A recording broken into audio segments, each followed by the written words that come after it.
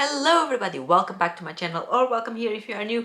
I'm Manganet and welcome to the next episode of this madness of publishing one new video every single day.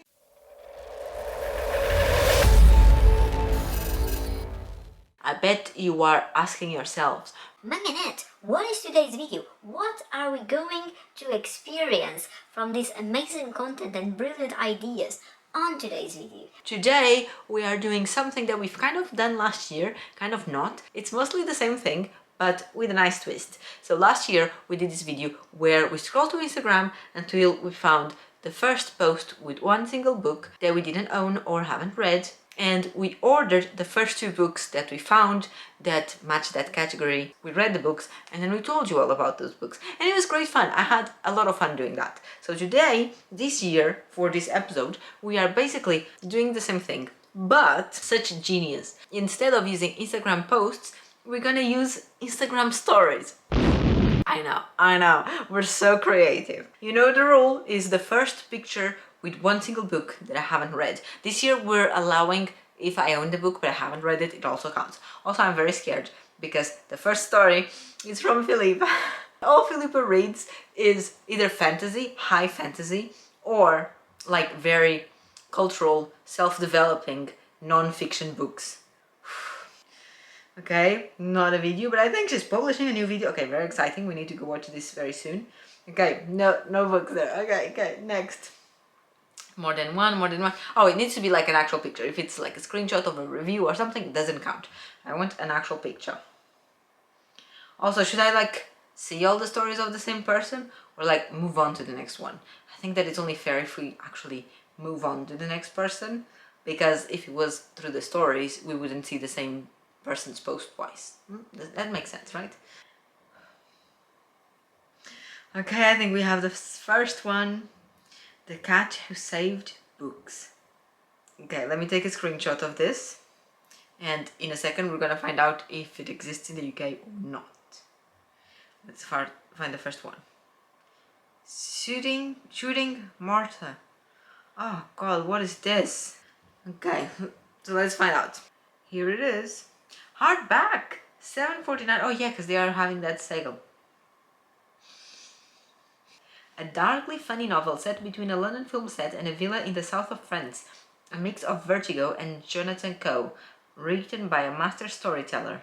What's it like the category of this? Fiction. General fiction. The other one was The Cat Who Saved Books. But you know what? This other one, that is The Cat Who Saved Books, is a story of a post. So it's not gonna count, okay? It needs to be a story of like a story. Oh my god, go back. So I'm just gonna keep rolling. Okay, so this person has a package. I could just find out what it was. Ordinary people. So that could be good, but I said I would swipe away, so away we swipe. Oh, it's John Mars. Okay, doesn't matter. Oh my god.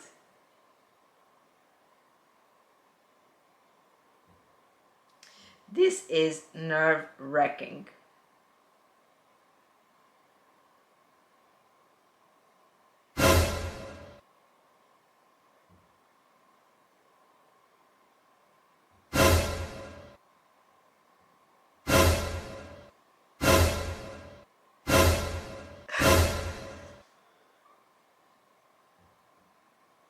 Nope.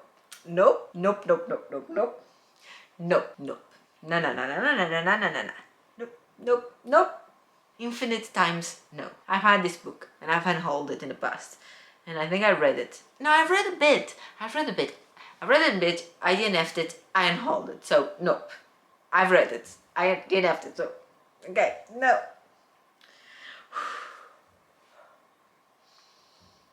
Who had the idea for this? Yes. Okay. Beach read. So it matches all the criteria. It's a book that is a picture. It's one single book. It's a picture on the actual story. It's not a post. And it happens that I also have this book. This is the American edition right here. But okay. Oh, hold on. I had one more criteria. I forgot. But I only read books if they have audiobooks. Shooting Martha. So let's see if it has an audiobook. I'm kind of hoping that it doesn't. Oh my god, it does, doesn't it? It does. Update on the Shooting Martha book. It's been ages since I started that book. I stopped for like a week to read something else and do something else, but I'm back on, and like basically since I started the book I've been reading it every single day except that week where I stopped, but since I've come back I've been reading it every single day as well. I have 2 hours left on the audiobook. I have no clue in which page I'm at because I don't have the physical copy and I also don't have the ebook, so I've been 100% just listening to the audiobook, mostly while I cook or do things around the house, because the reality is this book is quite boring, my dudes. And I feel like if I'm not doing anything while listening, I don't know, I'll just get distracted. I don't feel like the story is gripping me. Have I even told you what the story is about? Okay, let me tell you. I have the feeling I recorded a clip of me saying that I realized that Shooting Martha is from taking pictures and not Pow Pow shooting Martha. I know that I commented that with Holy Tash, but I don't know if I did with you guys. But yeah, for the longest time I was convinced that it was about like killing Martha, like shooting Martha, like shooting the person that is Martha. But that is wrong. It's about shooting as in recording Martha. My little brain got expanded when I realized that. And it's called that because we have this millionaire. He's a well-known movie director, very rich, very powerful. And like it's a bit of a cliche in these kind of books, he's also very rude. No one likes him. He doesn't like anyone. He's very miserable. And his wife, Martha, killed herself a few years ago, question mark. I'm not sure when she did, but she killed herself. No one really knows why, but he goes and he hires this actress that apparently has a very similar voice to Martha to become Martha, but for him only. So like they're not making a movie or anything, but he pays her to live in this house of his in France and basically just pretend that she's Martha on things like messaging and phone calls and video calls and things like that. And he calls her and she's Martha. The whole thing is very weird. I feel like it's some kind of kink that he has. It's weird. And this lady that is pretending to be Martha, she accepted that because she was being abused by her boyfriend and she has a child from another man, but that other man doesn't want her to have the child in their house because of the abusing boyfriend. So she's trying to get her life back together in order to be able to look after her child. So for that she needs money, and then obviously this millionaire movie director is offering a lot of money for her to do this, so that's why she took it. In a nutshell, that's what the book is about. I have 2 hours left in the audiobook. This is not great. I think it's over there in the 2.5 stars at the moment.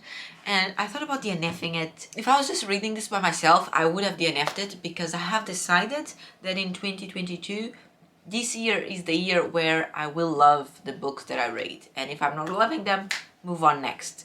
But because this is for a vlog, I will try and push a little bit harder. So the books that I'm reading for vlogs and things, I will always try and push a bit harder. And obviously, if it's horrendous, I will still DNF it. But it's not horrendous, it's just a bit boring. But I want to push a bit harder in order to have a proper opinion formed for you. I'm gonna sit here on the sofa and find something to do with my hands. I don't know, I might do some coloring, I might play some games on my phone. I don't know, I'll come up with something. Oh, I want to paint my nails now that I think about it. And I'll listen to the audiobook. 2 hours left. I'll probably won't be listening to them all those 2 hours in a row. I'll try and do like 45 minutes and then do something else. I don't know. Her husband, whom Betty had been tasked with appeasing, was a father, then why was this never mentioned? Would Betty be the woman she was if she were not a mother? Of course not. And maybe it was because Nora herself was not, as Betty suspected, a mother, that she did not consider the matter important. Or had the order come from higher up, in which case why? Was Betty to be only a caricature? Settle down, day nights and late nights, don't kid around. But there's something about you I like, about you I like. You're crazy for saying I should slow down, but maybe I'm escaping the love we found. There's something about you I like, about you I like. I get too drunk and too scared and lie to you. If only you knew I would die for you. One of us gotta say the obvious. Nobody loves me better. Nobody loves me better. Nobody loves me better.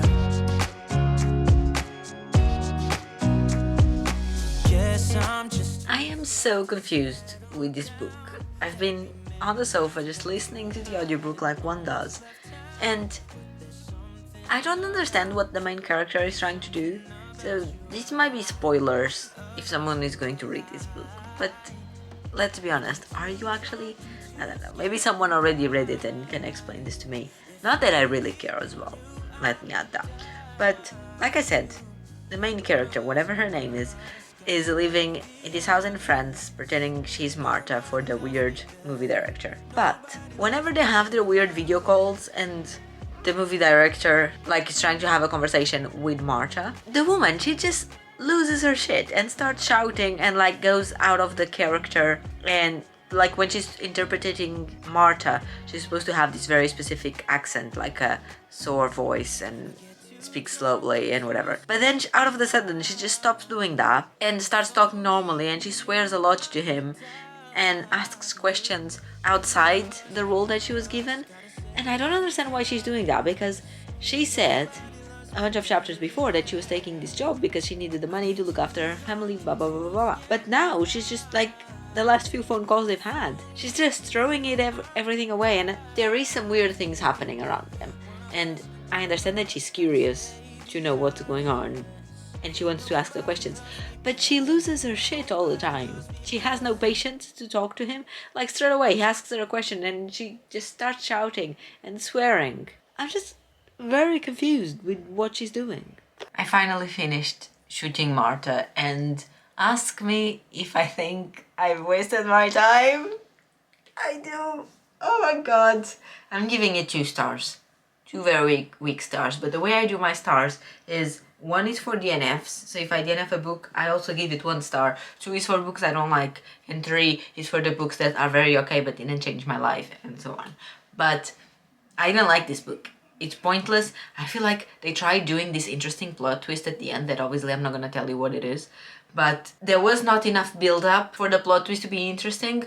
I feel like the plot twist would have been interesting if I cared about the characters. Then I would be like, oh my god, I didn't see this coming. Because yes, I didn't see it coming. But at the same time, when it happened, my reaction was, oh my god, I didn't see this coming, but I couldn't care less. I've already told you what the book is about, so I'm not even gonna waste my time or your time talking more about the book. It is very weird, it is very boring. Also, the characters in the audiobook were annoying me because the lady does go to France, like I said, so some characters are French, and on the audiobook they're obviously speaking English. First of all, in the beginning of the book, like, no one speaks English, no one knows how to say hello, but towards the end, then they are having very long conversations with Betty or Becky or whatever her name is, the one that is interpreting Marta. So how come then in like 2 weeks everyone knows how to speak fluent English? Not realistic. But in the audiobook, supposedly it's a good thing, but everyone had a French accent, and there are 2 accents that I do not support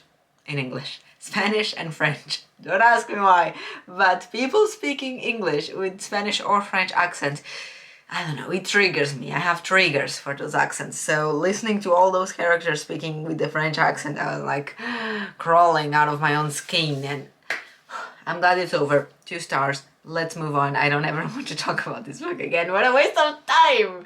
Let's move on to the next 5 star, I hope. The next book of this vlog is Beach Read by Emily Henry. This is a romance. This is like, is it hate to love? Is it French to love? It's something to love. I don't know. Is it floppy? For a second I thought it was. But the cover is soft but not like the rubber. You know how some covers are like rubbery? Not this one. This one is just, probably because it's not shiny, because it's matte. You see, I don't know, I like it. And these pastel colors, yes. Anyway, I'm gonna start listening to this. I do have a few thumbnails to do, so the reason why I'm recording this update right now is because I want to start listening to the audiobook while I make some thumbnails on my phone. And you know that I like recording my vlogs in order because I'm weird like that, so I felt like I should come here and update you. Also, I feel like I'm in the mood for romances and not anything else, so yeah, let's go. Guys, last night I started reading Beach Read, which is the second book that Instagram stories told me to read. I'm really liking it. I'm going on to chapter 8, which is page 69, and I read all that yesterday just while I was getting ready for bed. And then I actually wanted to keep reading, but it was gone 1 a.m. and I needed to wake up early today to work. So I didn't read anymore, but I'm really enjoying it. I can't wait to dig into this again today. I just finished working now, so I'm gonna cook dinner, pop in my headphones, and keep listening to the audiobook. And so far so good. A little bit context on this book. We are following a main character called January. What a odd name. January goes live in this house like in the middle of nowhere, a small town. That was her dad, and the reason why her dad had this house was because he had this second life that she didn't know about it, and she only found that out when he died. So she's living there, she's a writer, and she takes the opportunity to go there to get some inspiration for her next novel that she needs to give to her editor because of the contract they have. So she goes there. Her plan is to write the novel and also to get the house empty and sell it so she can get the money for the house. While she's there, her rival from college, Cuz, is also living in the small town, and not only that, but he's her neighbor. It's gonna be a hate to love trope. I said yesterday that I wasn't sure which trope it was, but clearly hate to love, because she doesn't support him for some reason. She can't stand him, and he doesn't really have any strong feelings about her. He doesn't hate her like she hates him. We don't exactly know why she hates him, but it's funny because it feels like she hates him without any reason. She's just doing that because that's what she always done, and it's hard for her to break out of that. But it's funny because he's clearly not bothered with that, and he kind of wants to break the ice in there. So I'm feeling the connection. They have great chemistry with each other, even though I've only read 7 chapters, but really enjoying it. And I'll give you some more updates as soon as I know anything else about this book. But so far, a nice romance. This is where I am in the book. I'm going on to chapter 16, page 173. This is so cute. I'm living for this romance. The chemistry. It's that typical classic.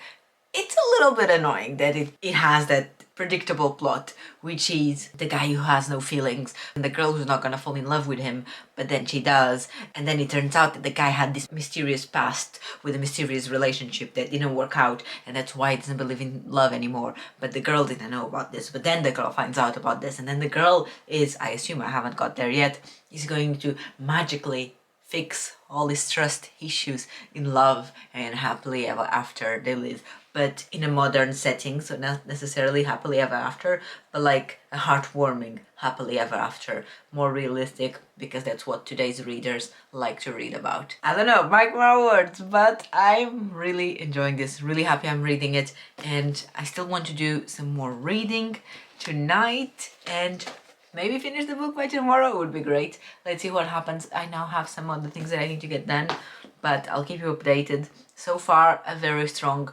4.5 stars, because apparently now I'm a person that enjoys romances, and what can I do? I just want to report that I'm almost done with this book, and this is where I am in the book. Like, it's so close to the end that you cannot even see. This is all I have left. So I'm gonna sit here and finish it now. I feel like towards the end, it's been dragging a little bit more, but given that I'm so close to the end, I'll just save my thoughts and like check how this finishes, and then I'll let you know what I thought overall of the book. But so far it's like a big 4 star. I don't think it's gonna make it to 5 stars, but you never know. The last chapter might be incredible, so let's find out. I did it. I finished this book. I don't know, the ending disappointed me so much.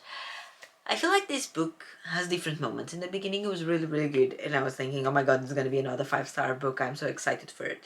It was really good. But then the last 1/3 of the book, it even seems like it was written by someone else, because the chapters got 5 times longer than the chapters in the beginning of the book. And the rhythm not only slowed down, but just got predictable, and it became one of those stories where the guy turns out to be super caring, and then the girl is so afraid of everything, and then the guy's afraid, and then together they discover the world. I didn't like the way it ended. I don't know, I'm so disappointed. It became so cheesy and corny, but not in the good kind, because you know that sometimes I do enjoy that. So not in the good sense of being cheesy. So what is this? Where does this leave us? I think it's gonna be a 4 star. But is it? I feel like I wanna give it a 3 stars now, but no, it's more than a 3 stars. Because a 3 stars is a book where you don't really care. Okay, I'm gonna settle on a 4 stars. Just an average 4 star. It could have been a 5. It could have been a 5, my dudes, but I'm gonna settle on a a 4-star. And with this, we're gonna finish this video here, reading the Instagram story books that I got allocated. So we had this at 4 stars, and we had Shooting Marta at 2 stars. That is also known as a waste of time. It was a positive video, don't get me wrong. I'm happy I read this, and I'm happy I can tell you not to waste your time reading Shooting Marta. Regardless, I love these videos where Instagram chooses which books I'm gonna be reading, because it's the expectation, it's the scrolling, the anticipation, the build up, and then reading something exciting or not, but still, I love the concept. I loved it last year, I loved it this year again. One of my favorite videos to do, it's this one. I hope you enjoyed following along, and let me know if you've read any of these books, or if you were intending on reading any of them, and if you are going to still. Talk to me in the comments. Come back tomorrow for another video. Don't forget to go watch Natasha's video after this one if you haven't yet, and I'll see you tomorrow, same place, same time, same thing, different video. Bye!